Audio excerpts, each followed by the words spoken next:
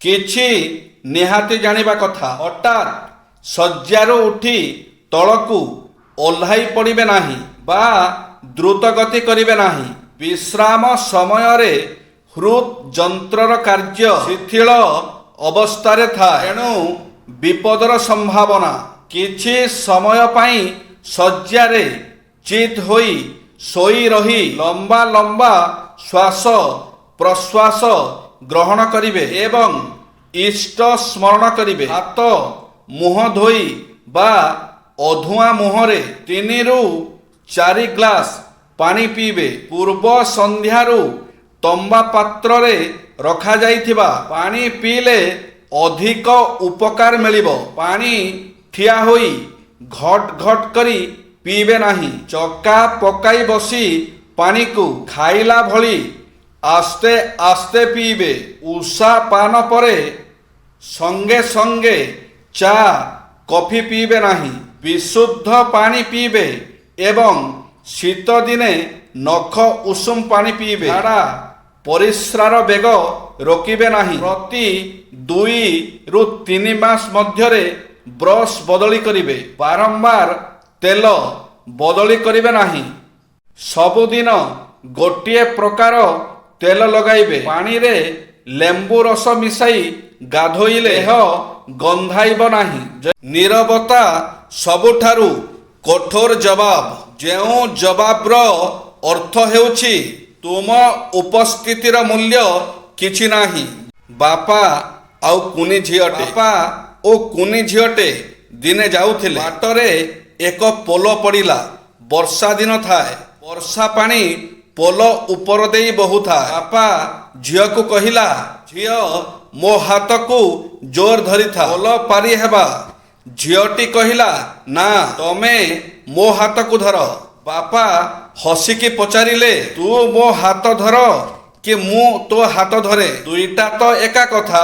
ସେତେବେଳେ କୁନି ଝିଅଟେ କହିଲା, ଯଦି କିଛି ହଠାତ୍ ହୋଇଯିବ ମୁଁ ହୁଏତ ହାତ ଛାଡ଼ି ଦେଇପାରେ, କିନ୍ତୁ ତମେ କେବେ ବି ମୋ ହାତ ଛାଡ଼ିବ ନାହିଁ। ମହାମାନବ ମହାତ୍ମା ଗାନ୍ଧୀଙ୍କର କିଛି ବାଣୀ। ଦରିଦ୍ର ପକ୍ଷରେ ଅର୍ଥ ହିଁ ଧର୍ମ। ଉପବାସରେ ସଢ଼ୁଥିବା ଭାରତର କୋଟି କୋଟି ଲୋକଙ୍କୁ ଧର୍ମୋପଦେଶ ଦେଇ ସେମାନଙ୍କର ହୃଦୟ କିଣିବା ଅସମ୍ଭବ।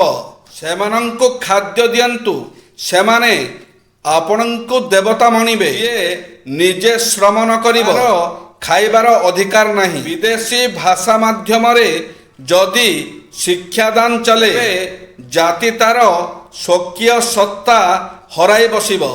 ଛାତ୍ରଛାତ୍ରୀଙ୍କ ପାଇଁ ବାସ୍ତୁ ସିଦ୍ଧାନ୍ତ। ପଢ଼ିବା ସମୟରେ କିମ୍ବା ଲେଖିବା ସମୟରେ ଚେୟାର ଉପରେ ସହଜ ଢଙ୍ଗରେ ବସିବା ଉଚିତ। ବସିବା ସମୟରେ ମେରୁଦଣ୍ଡ ସିଧା ରହିବା ଭଲ। ପିଠିକୁ ସିଧା ଓ ସହଜ ଢଙ୍ଗରେ ରଖିବା ଉଚିତ। ଏହା ଅଧ୍ୟୟନରେ ଏକାଗ୍ରତା ଆଣିବାରେ ସହାୟକ ହୋଇଥାଏ। ବିକାଶେ କହିଥିଲେ, ପୂଜା ଗୃହରେ ପ୍ରବେଶ କଲାବେଳେ ତାକୁ ବାହାରେ ଖୋଲି ଆସିଲା ଭଳି ମୁଁ କାର୍ଯ୍ୟ କରିବା ସମୟରେ ଶରୀରକୁ ଗୃହ ବାହାରେ ରଖିଦେଇ ଆସେ।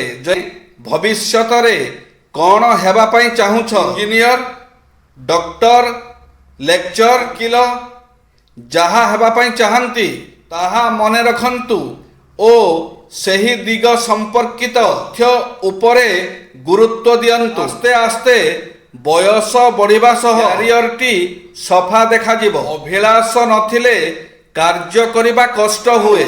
ଉଚ୍ଚାଭିଳାଷ ଓ ନିଷ୍ଠା ରହିବା ନିହାତି ଜରୁରୀ।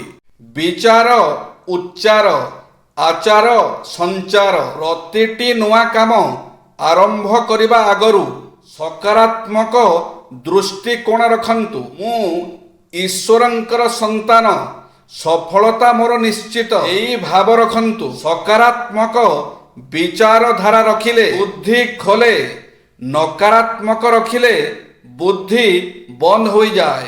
ରାତିରେ ଉଠି ପାଣି ପିଇବାକୁ, ରୋଷେଇ ଘରକୁ ଯିବାକୁ ଡର ଲାଗୁଥିଲେ ପାଣି ଆଣିବାକୁ ରୋଷେଇ ଘରକୁ ନିଶ୍ଚୟ ଯାଆନ୍ତୁ। ଯେଉଁଥିରୁ ଡର ଲାଗେ ସେହି କ୍ରିୟା କଲେ ଜାଣିପାରିବେ ଡରର ଶକ୍ତି କମ୍ ହେବାକୁ ଲାଗେ। କାରଣ ସାମାନ୍ୟ ଜ୍ଞାନ କହେ ଯେ ଯଦି ସତରେ ରୋଷେଇ ଘରେ କିଏ ଅଛି ତେବେ ସେ କ'ଣ ଶୋଇବା ଘର ଯାଏ ଆସିପାରିବ ନାହିଁ?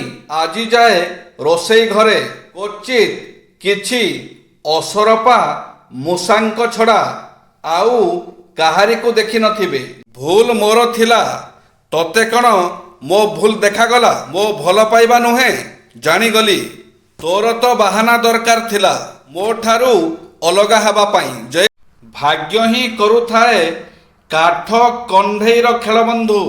ନଚେତ୍ ଜୀବନର ରଙ୍ଗମଞ୍ଚରେ କେହି ବି କଳାକାର କମଜୋର ହୋଇନଥାନ୍ତି। ମାଟିର ଦୀପ ପରି ଏ ଜୀବନ। ତେଲ ଖତମ, ଖେଳ ଖତମ।